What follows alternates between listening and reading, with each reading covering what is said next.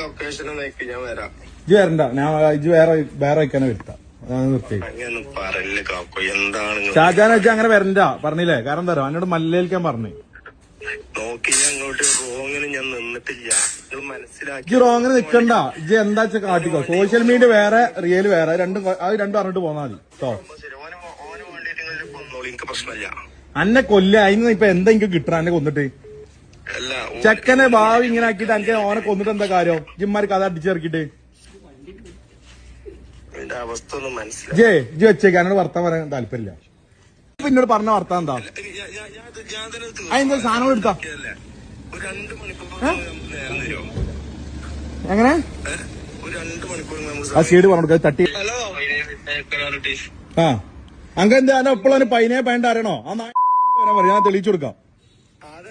അല്ല ഇജ്ജിങ്ങോട്ട് പാ, ഞാൻ അങ്ങനെ തെളിയിച്ചു തരാം.